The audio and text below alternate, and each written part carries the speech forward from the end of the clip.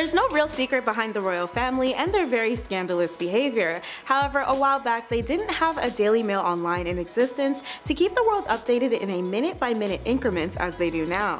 It's your host Michaela, let's get into it. And while Andrew and Harry are probably the most forwardly known for their indecent behavior, there are a ton more royals who lead equally as scandalous lives, and today's Where Are They Now is giving you the full breakdown. But first, tell me what scandal you'd think you'd get into as a royal in the comments below. Taking our 10th spot is Queen Consort Camilla Parker Bowles. Between Camilla recently trending again for arguably hating black people, and the unwavering target on her back for reportedly stealing another royal's man once upon a time, it seems Camilla just can't catch a break in the media. The tragic love triangle between her, Charles, and former Princess of Wales Diana was once an absolute spectacle for the world to watch. Before the situation got publicly messy, Charles and Diana married at London's St. Paul Cathedral in July 1981. Fans constantly marveled at the royal duo, but while spectators were utterly enamored by Diana's iconic David Emmanuel royal wedding gown, a lot of them were unaware of Charles's attraction to another woman, Camilla, years prior as he stood in the church. The infatuation between the latter two was something of an unspoken secret within the royal family, and only a mere few years following Charles and Diana's tying the knot, the then prince initiated an under-the-table affair with Camilla. Diana was devastated by this and eventually flung herself into a bunch of one-offs, the most popular being her time with the famous horse trainer James Hewitt. Years of beating around the bush with heavily criticized tabloid articles and press leaks resulted in Diana and Charles' separation announcement in 1992. Diana iconically stated, "There were 3 of us in this marriage, so it was a bit crowded." Most recently, Camilla's questionable interaction with a young black toddler has social media users respeculating past royal moments. The Queen Consort paid a visit to the Barnardo's nursery preschool to hand out numerous Paddington Bear stuffies that were left in tribute for Elizabeth II's death. During a moment with the little girl, Camilla lifted her arm by her sleeve, and while some alluded to Camilla attempting to view the child's bracelet she previously commented on, others criticized the action by labeling her racist, because she seemed inclined to touch the young girl. In the aftermath, 3 additional clips of other royal family members reportedly exhibiting racist behavior went viral on Twitter, with over 150,000 views, sparking another online race debate as the royals currently face increasing backlash over prejudice allegations made in recent years. Additionally, this wouldn't be the first time Camilla has been called out over this topic either. In 2021, the Duchess of Sussex Meghan Markle talked about the racism she personally experienced from the British media during her Oprah Winfrey Landmark interview.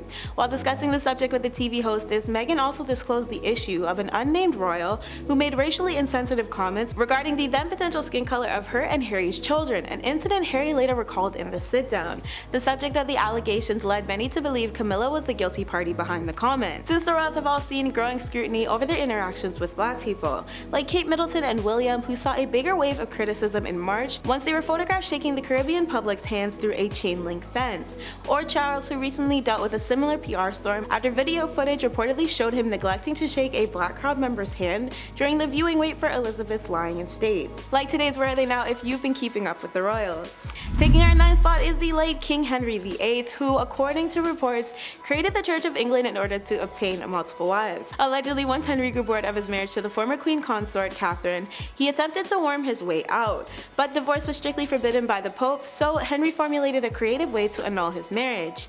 In what could arguably be considered Henry being way before his time, the late monarch created his own church in 1534, known since as the Church of England, as aforementioned. Reportedly, this freed Henry from the dead weight of his unhappy marriage, and he later went on to wed 5 different wives. 2 of his former wives, Catherine and Anne, were beheaded at his discretion along the way.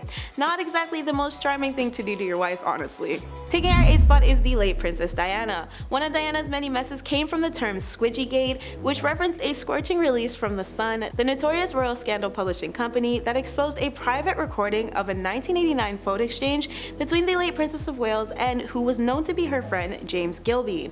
In it, James reportedly endearingly referred to Diana as Squidgy throughout the length of topics they got into, including the way Elizabeth viewed her in the royal family then and Diana becoming pregnant. Naturally, Diana flat out denied the claims of her being romantically involved with James, stating, "He is a very affectionate person," but the implications of that conversation were that we had an adulterous relationship, which was not true. Still, the severe damage of yet another royal entanglement was already long said and done. Taking our 7th spot spot is Sarah Ferguson and her quote, cash for access scandal. Known best as Fergie, Sarah is still reportedly one of the royal family's most provocative members.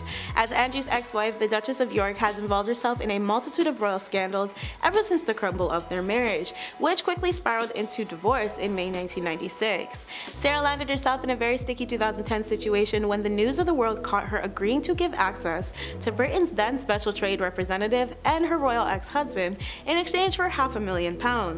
An undercover reporter by the name of Mazir Mahmood played a fake businessman in order to record his entire conversation with Sarah, where she was reportedly heard to say, "Look after me and he'll look after you. I can open any door you want."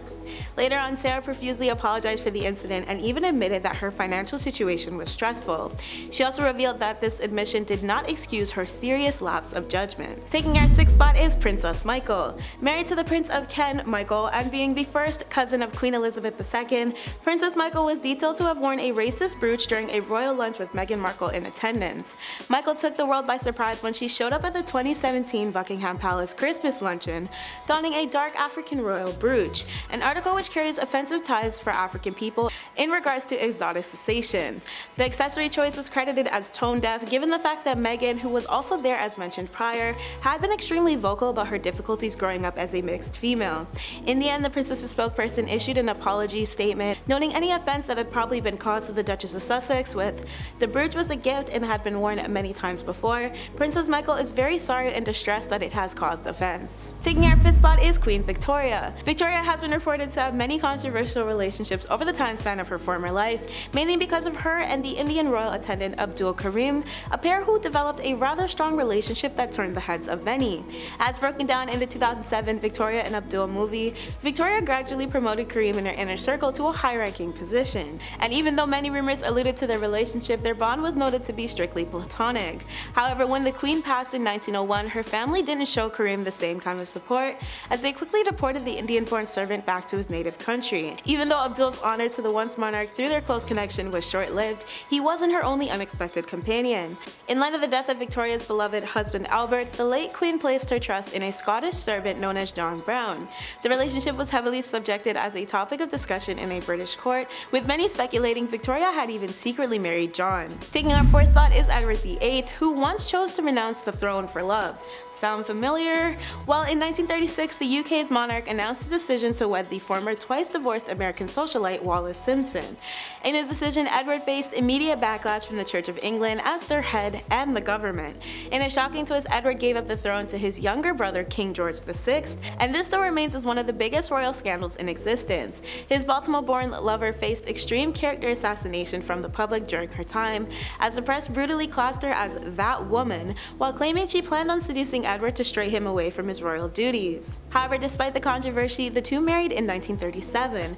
To make things messier though, there were allegations that Wallis was born intersex. Royal writer Anne Seba penned a biography which alluded the quote, "becoming Duchess of Windsor had a raspy voice, square jaw, and a flat chest," while multiple other sources claimed Wallis never menstruated and was infertile. This didn't stop the couple from lavishly exiling themselves in a luxurious cottage named La Moulin de la Tuileries on the outskirts of Paris, and later living in the Bahamas, where Edward took place as governor for 5 years in 1940. Taking our third spot is Princess Margaret. The ill-fated romance between Margaret and Peter Townsend made such a spectacle that their tragic love story was crafted into a TV show plotted around their messy journey in the kingdom. Royal family enthusiasts nowadays may be too young to remember Margaret in her prime. However, the first season of the near-finalized series, The Crown, makes it easy for viewers to imagine what it could have been. As the tale goes, Queen Elizabeth II's lively younger sister ended up falling in love with Peter, a divorced royal attendant 16 years her senior. 3 years of tireless debating with her monarch sister and the UK government, the princess was soon ultimately forbidden from marrying the group captain unless she turned over her royal privileges. In the end, Margaret chose to keep her title and royal duties triumphed. Margaret declared a decision to not wed Peter in a since-famous 1955 Buckingham Palace statement, whereas Peter was sent away on a Belgium assignment to place distance between himself and Margaret. Taking our second spot is Prince Harry. In what was classed as the most avoidable royal scandal in history, we have the second son of Diana and Charles, who showed up to a 2005 costume party dressed as a German authoritative officer. The red-headed royal even wore a German authoritative symboled armband, and somewhat unsurprisingly, photos of him dressed in full SS gear took center stage on the Sun's front covers. But this wasn't the end of his controversies at that point. Words pieced together like billiards and strip were quite uncommon until Harry was photographed playing the game nude in a Las Vegas hotel room. Once again, the Sun published another enlarged image of Harry covering his groin and headlined it, "Here it is." Taking our first spot is Princess Anne. In 2002, late Queen Elizabeth's only daughter Anne and her ex Prince Philip were subjected to a €500 fine with an additional €500 compensation to pay for the trauma of two families' children who were attacked by her English Bull Terrier Dottie. Despite the 7 and 12-year-old boys not sustaining any major injuries, the brutal incident still dubbed the Princess Royal as the first senior member of the royal family to be convicted of a criminal offense. Now that is a wild scandal. That's been today's WATN. Thanks for watching, friends.